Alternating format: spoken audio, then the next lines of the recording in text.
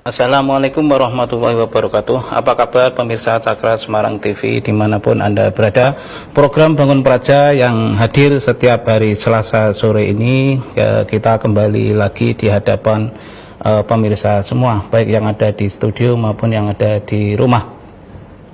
Program Bangun Praja pada hari ini kita hadir kembali dengan topik yang lebih menarik, yaitu terkait dengan masalah pembangunan jalan rusak yang ada di Provinsi Jawa Tengah dengan sistem aplikasi jalan cantik.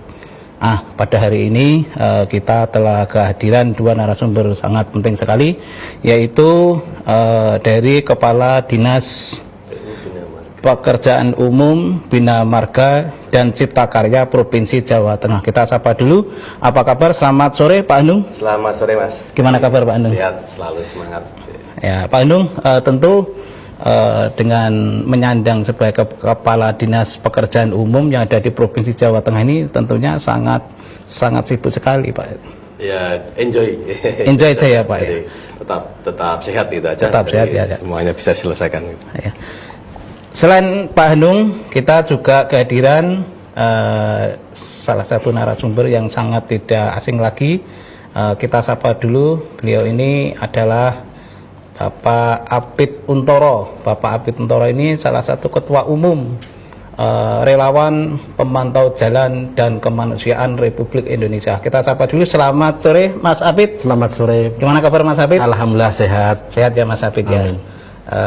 Tentu dengan hasil pengamatan yang ada di jalan-jalan utamanya di Kota Semarang, Provinsi Jawa Tengah, bahkan Sabang sampai Merauke, gimana Mas Apit? Alhamdulillah sudah ditindaklanjuti cepat dengan Bapak Hanung sebagai Kepala Dinas Bina Marga Provinsi Jawa Tengah, yaitu di bidang di jalan provinsi. Oh gitu Mas Apit. Mas Apit, terima kasih atas pembukaannya. Kita ke Pak Hanung untuk mengawali perbincangan sore ini. Sebelum kita masuk ke pokok materi, kita akan menayangkan cuplikan sebuah aplikasi jalan cantik. Seperti apa aplikasi tersebut, kita simak bersama-sama.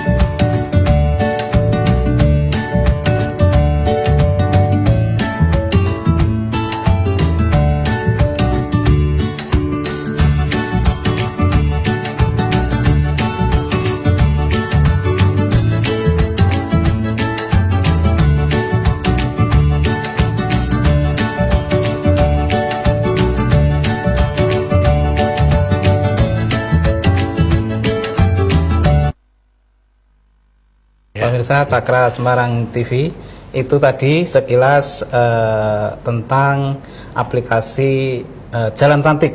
Nah, aplikasi ini dibuat untuk memudahkan masyarakat untuk melaporkan kondisi jalan yang ada di Provinsi Jawa Tengah ini khususnya, sehingga masyarakat tidak perlu khawatir terkait dengan masalah kondisi jalan rusak. Cukup dengan membawa handphone kondisi jalan yang ada di sekitar masyarakat, khususnya masyarakat di Jawa Tengah, dengan cepat akan tertangani persoalan jalan rusak.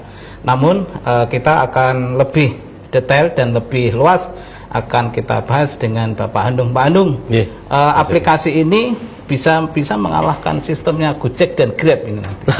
Ya enggak. Nah, Jadi Pak Handung, ini inovasi sebuah apa itu terobosan dari Pak Handung untuk percepatan masalah penanganan jalan rusak. ya sebenarnya aplikasi ini adalah implementasi dari perintah Bapak Gubernur. Jadi kita itu pelayanan harus mudah, murah, cepat dan tuntas.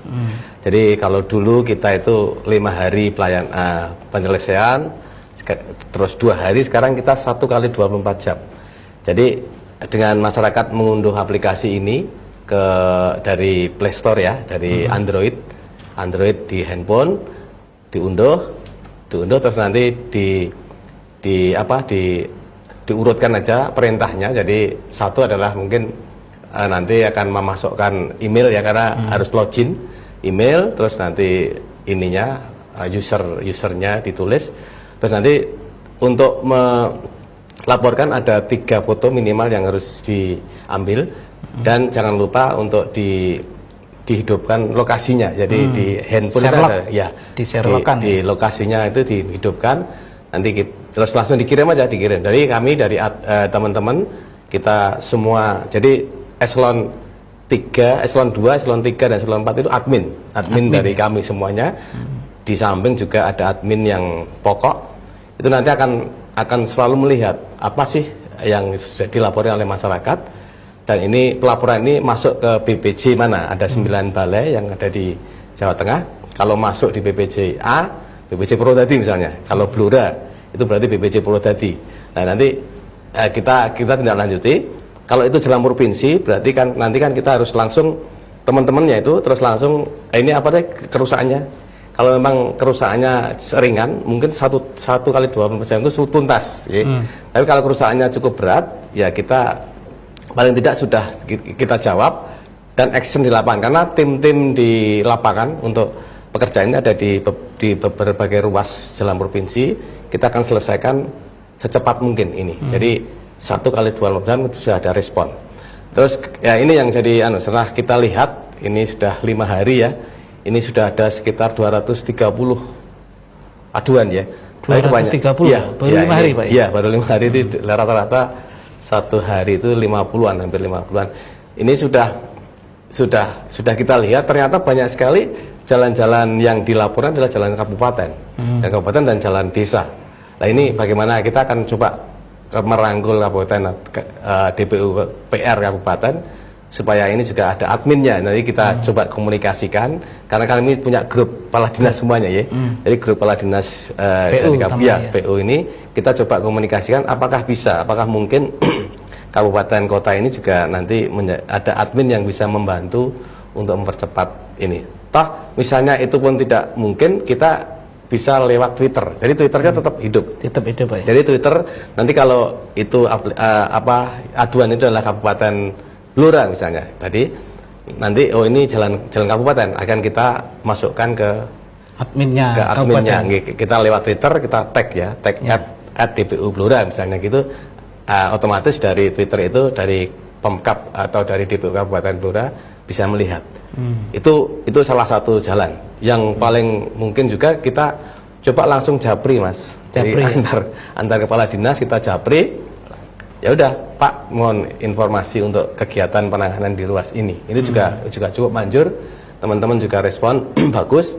Jadi itulah akhirnya birokrasi ini bisa mempercepat tindakannya untuk pelayanan masyarakat yang makin lama makin optimal dengan kemajuan dari teknologi yang ada di saat ini. Gitu. Pak Handung, dengan sistem aplikasi yang Pak Handung inovasikan itu melalui ide Bapak Gubernur, apakah aplikasi ini merasa yakin dan menjadi produk aplikasi unggulan yang ada di SKPD Pak Handung nanti? Iya, jadi saya berpikir 1 kali 24 jam itu responnya harus cepat. Jadi tidak usah telepon-teleponan, tidak usah ini. Akhirnya kita berjalan lewat aplikasi aja lah, karena masyarakat telepon kan juga pulsa ya. Tapi kalau ini kan cepat thread gitu, nanti kita langsung tindak lanjuti ke masing-masing di BPJ ini. Jadi ini salah satu, jadi tidak satu-satunya, karena ada lapor gub yang kita juga siap juga untuk pelayanan tindak lanjut maksimal, juga Twitter kita dengan Twitter Pak Gub dan Twitter yang lain. Kalau toh itu ada hubungannya dengan jalan dan jembatan, kita akan selalu cepat juga. Itu.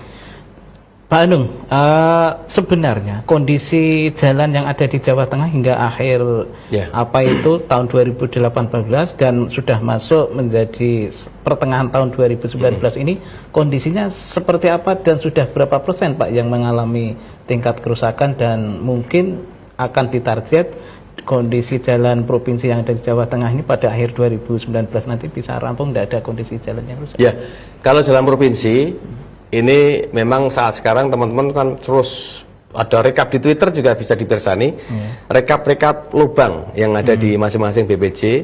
Kita terus kalau ada lubang kita tutup terus ya.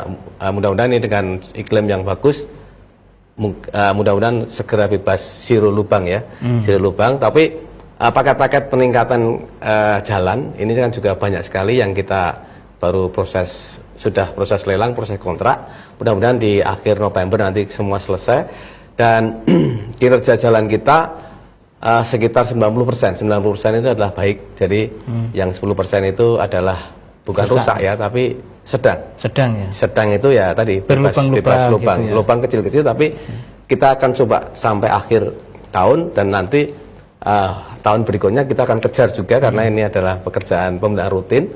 Kita akan kejar yang 10% ini juga tetap kita lakukan juga peningkatan.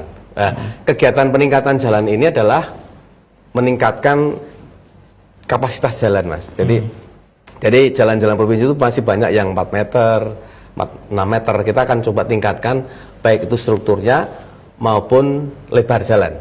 Jadi jalan kolektor ini perda 8 ini juga harus kita acu bahwa lebar jalan provinsi nanti akan menuju ke 7 meter. 7 meter, ya. Gitu, baik. Terima kasih Pak Anung atas pengantar daripada terkait dengan masalah penanganan jalan rusak yang ada di Jawa Tengah ini dengan sistem aplikasi Jalan Cantik. Kita juga kehadiran Mas Apit Untoro ini. Mas Apit Untoro sudah mendengar, sudah melihat apa yang disampaikan oleh Pak Dr. Insinyur Hanung tadi.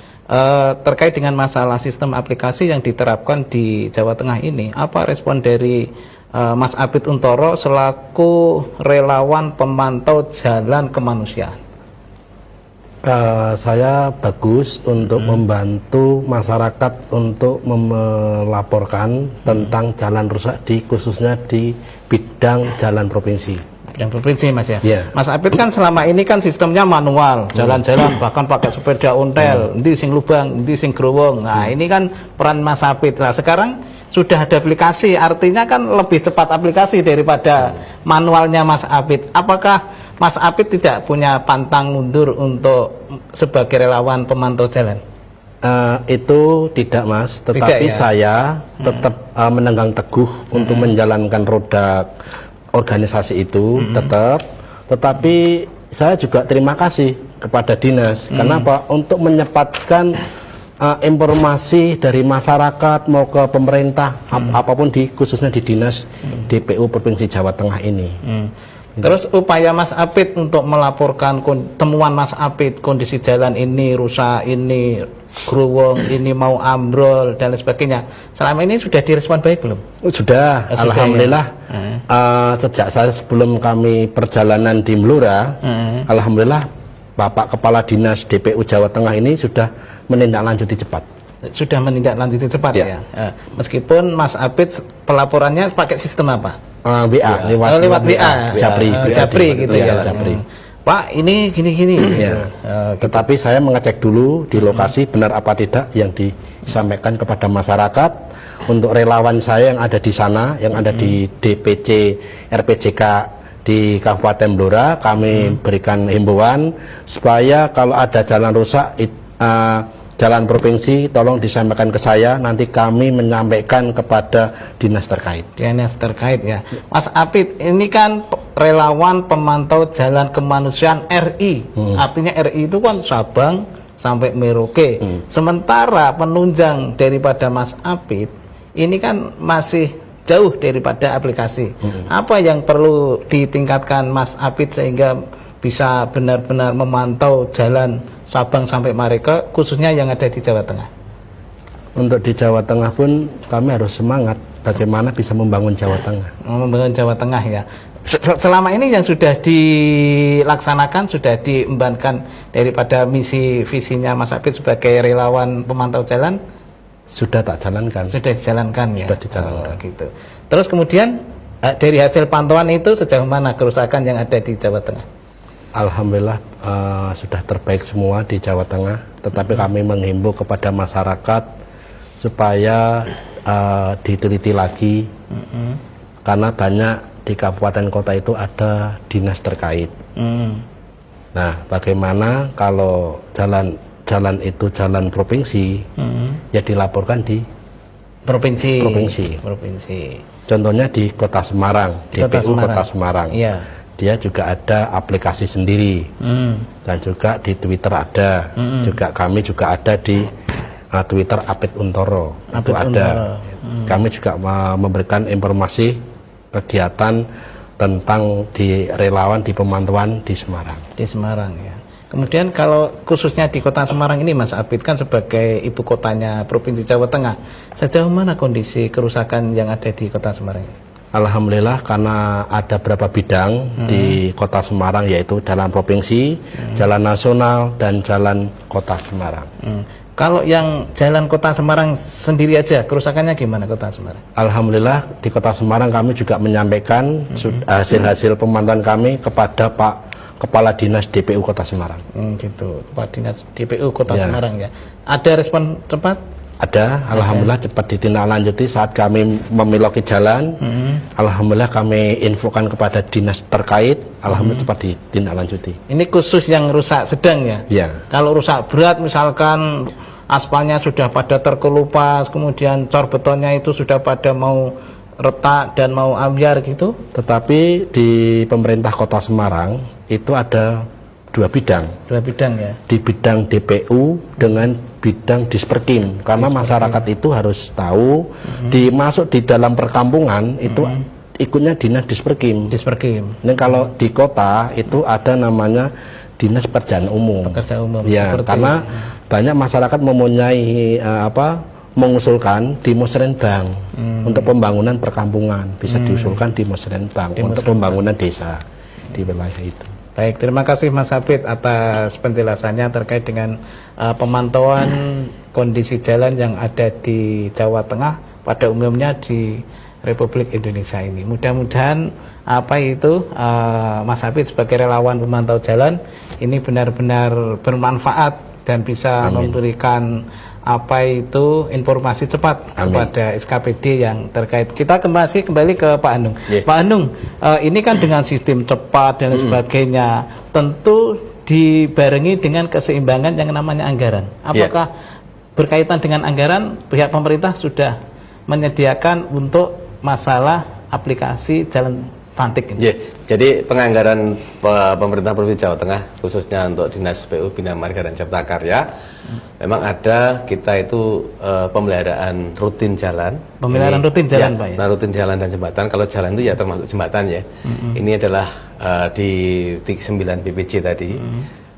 Dan juga ada rehabilitasi. Rehabilitasi itu seperti misalnya kalau jalan kota yang sudah diaus, kita akan overlay ulang, kita aspal ulang, itu masuk rehabilitasi. Tapi kalau pemeliharaan kan tadi tambal-tambal yang ada di lapangan. Dan juga paket peningkatan jalan. Peningkatan jalan ini adalah utamanya adalah tadi bahwa peningkatan kapasitas baik lebar maupun struktur jalan. Ini juga kita siapkan. Jadi kalau cukup dan tidak cukup, saya rasa semuanya kalau kita kerjakan dengan continue, dengan kontinuitas akan. Jadi pemeliharaan itu kan pemeliharaan rutin itu kan kalau kita kerjakan secara kontinu dia akan lebih murah, semakin murah. Dan kalau jalan tidak kita lakukan pemeliharaan dia akan semakin rusak. Semakin rusak, Pak ya? Iya, jadi itu. Pak Anung, pembangunan jalan maupun pemeliharaan itu dengan sistem cor beton bertulang maupun cor beton tanpa tulang dengan aspal itu lebih efektif mana, Pak? Jadi gini, jadi kita melihat tipe ya, Pak, ya? tipe jalan beton. Tipe jalan beton itu ada yang tanpa tulangan seperti di ke Pantura itu kan tanpa tulangan. Kenapa dia tanpa tulangan? Karena memang kondisi bawahnya cukup mantap ya. Jadi dia mungkin 30 cm ya, itu tanpa tulangan, tapi dia tetap ada tulangan pinggir ya, itu untuk pengaku. Itu ada tibar sama dowel. Dowel itu untuk antara dua segmen. Ini kita harus kita tetap disiapkan. Di kami khususnya untuk daerah timur, Blora, di Purwodadi itu pengalaman menarik ya.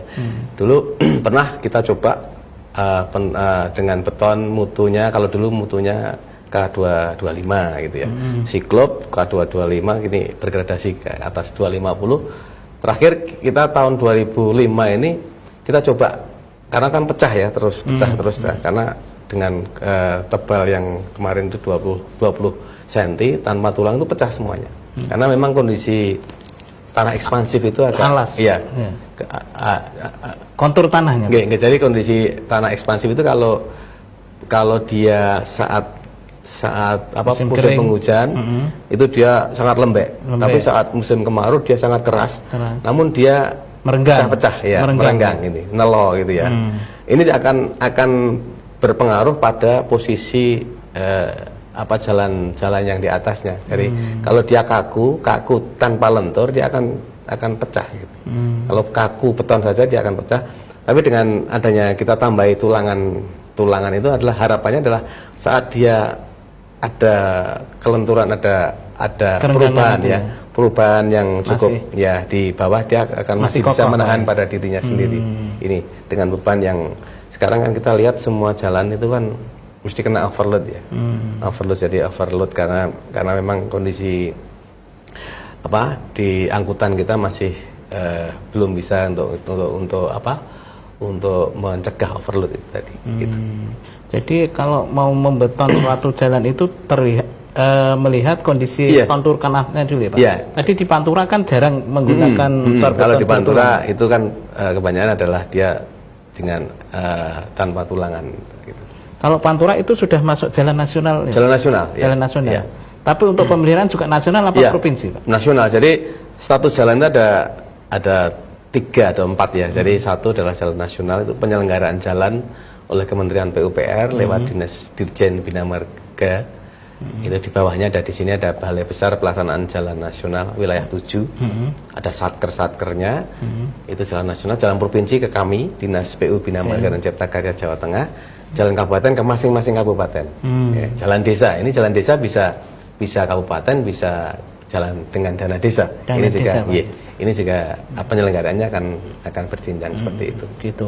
Pak Anung, bisa enggak mencirikan ini masuk jalan desa, ini masuk jalan kabupaten, ini masuk jalan provinsi, ini jalan nasional. Ya. Ciri-cirinya gimana Pak? Yang paling mudah sekarang itu marka jalan yang ada kuningnya.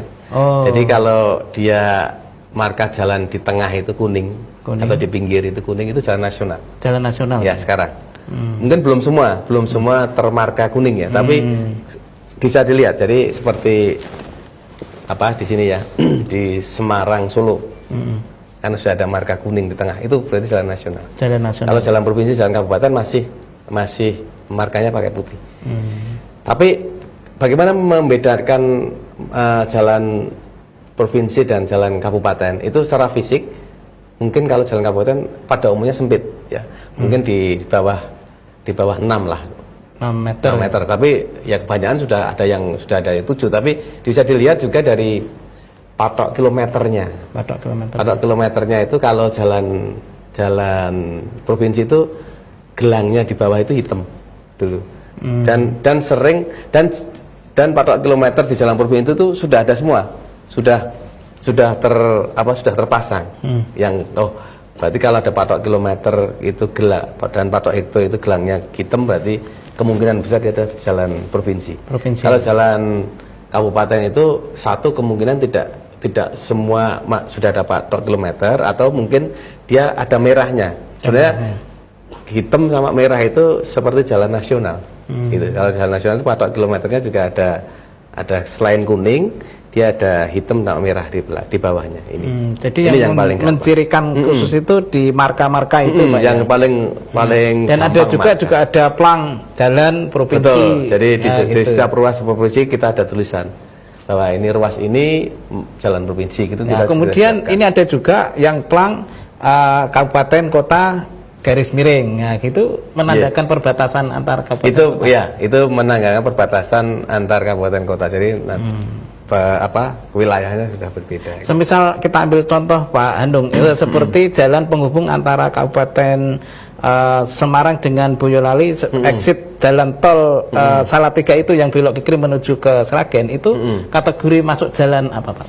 Itu masuk jalan kabupaten. Kabupaten. Ya. Padahal penghubung kabupaten, Pak. Ya, memang ada hal-hal yang sekarang harus kita tingkatkan, Pak. Kita tingkatkan. Jadi di tahun 2020 nanti ada SK, ada keputusan Menteri PUPR dan juga Pergub, itu keputusan gubernur bahwa kita akan ada perubahan status jalan.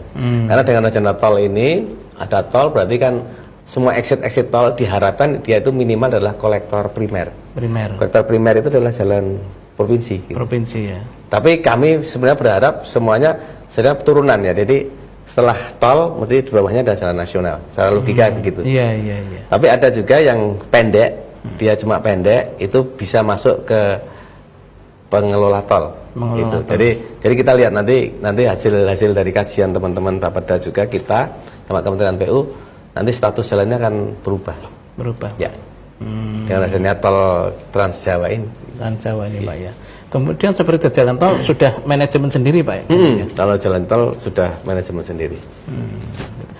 Kita kembali ke pokok persoalan yaitu dengan sistem penyelesaian jalan rusak dengan sistem aplikasi jalan cantik. Pak Endung, apa memang dinamakan jalan cantik? Iya, sebenarnya gak semudah aja. Semua orang yang melihat cantik itu kan seneng ya. Iya, cantik.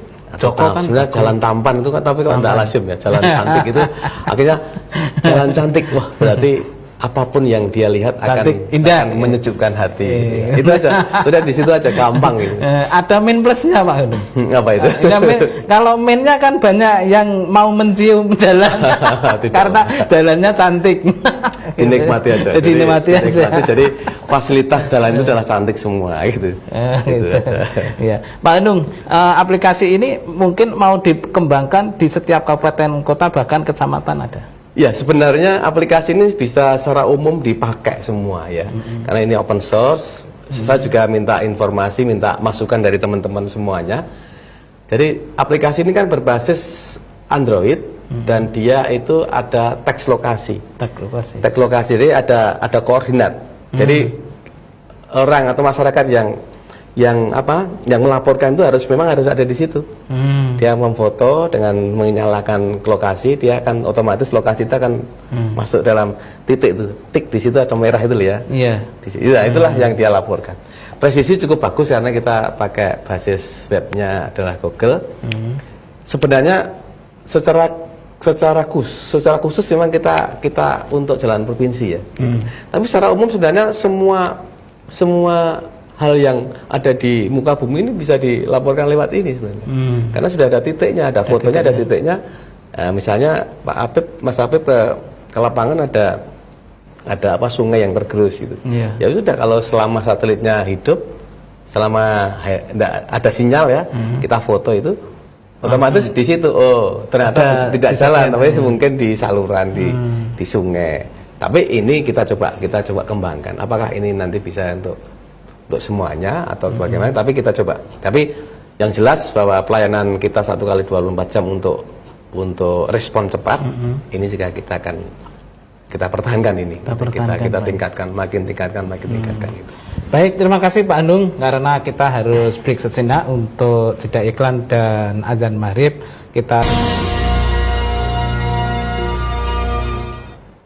Baik pemirsa Cakra Semarang TV dimanapun Anda berada, masih dalam program Bangun Praja pada hari Selasa sore ini.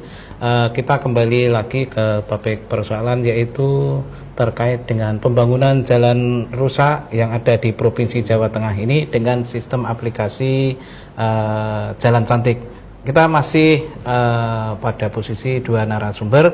Kita kembali ke Bapak Dr. Insinyur Hanung MSI. Pak Hanung, masih kembali ke pokok materi yaitu dengan sistem aplikasi Jalan Cantik, Pak Hanung. Pak Hanung, mungkin ke depan aplikasi ini bisa dikembangkan lagi sehingga aplikasi ini benar-benar masyarakat yang ada di Jawa Tengah ini dengan cepat dan mengetahui seluk-beluk adanya aplikasi ini. Apakah semua sistem handphone bisa di Play Store dengan sistem ya? Ya, jadi karena baru launching 5 harian, jadi nanti mudah-mudahan masyarakat sudah bisa menggunakan, dan saya mohon masukannya. Jadi kesempurnaan dari aplikasi ini bisa kita tingkatkan, dan juga yang jelas bahwa pelayanan 1x24 jam itu kita akan jaga. Ini jaga dengan tim-tim yang ada di lapangan. Dan juga tadi yang menjadi masukan lagi adalah masalah lagi, bukan masalah harus kita pecahkan adalah selain jalan provinsi bagaimana. Ini juga kita juga akan koordinasi dengan kabupaten kota, juga ke Kementerian PUPR. Mudah-mudahan aplikasi ini bisa merangkul semuanya. Apakah dari kabupaten kota maupun PUPR punya aplikasi, kita bisa matchkan, kita kaitkan atau gimana. Tapi yang jelas nanti bahwa kita akan menciptakan satu big data. Jadi dari Kominfo, Dinas Kominfo kita ini akan menciptakan satu data bahwa data di Jawa Tengah ini adalah satu. Jadi kita juga salah satunya adalah ini. Jadi nanti lapor grup Twitter Jalan Cantik ini semuanya juga dari dinas-dinas lain akan bersinergi dalam big data tadi. Big data tadi. Jadi Jawa Tengah dalam satu data juga gitu. Pak Anung, dengan sistem aplikasi Jalan Cantik ini banyak pelaporan yang masuk dan lain sebagainya. Apakah pelaporan ini ada yang hoax atau mungkin yang benar-benar kondisi jalannya rusak, Pak? Sementara ini tidak ada yang hoax. Jadi hoax semuanya ternyata juga benar, karena ada fotonya yang real ya. Ada foto, ada lokasi share lokasi koordinatnya. Jadi semuanya benar. Ya kita akan coba semuanya kita terima, kita salurkan ke kewenangan masing-masing. Kalau jalan provinsi jelas kita akan selesaikan. Tapi kalau jalan nasional, jalan provinsi, jalan desa atau jalan kabupaten atau mungkin saluran atau mungkin di mana itu ada juga yang masuk. Ya kita coba apakah ini juga nanti kita akan wadahi di sini. Ini juga jadi mungkin bisa pengembangan dari kami itu ya. Sebagai pengguna aplikasi Pak Anung, apakah pelaporan saya sebagai pengguna ini sudah melaporkan ke dinasnya Pak Anung melalui sistem aplikasi itu? Pelaporan kami ini bisa diterima dan tidaknya kami bisa menerima pelaporan atau menerima jawaban seperti apa? Sebenarnya kalau kita lihat di sini ya, jadi dari pelaporan teman dari masyarakat ini posisi ini sudah 230 pelaporan. Jadi ada nanti pelaporan itu tahapannya adalah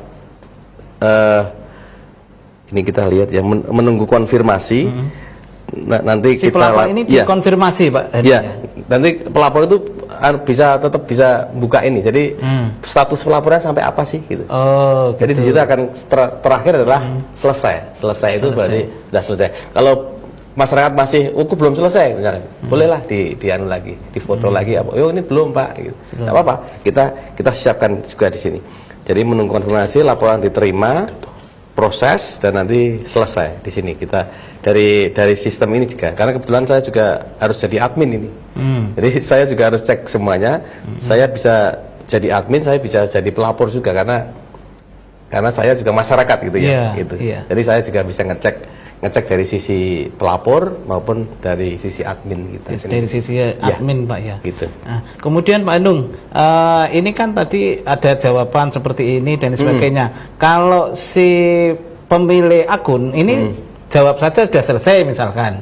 Nah, apakah dari si pelapor benar-benar menerima hasil daripada respon yang ditangani dari pihak dinas?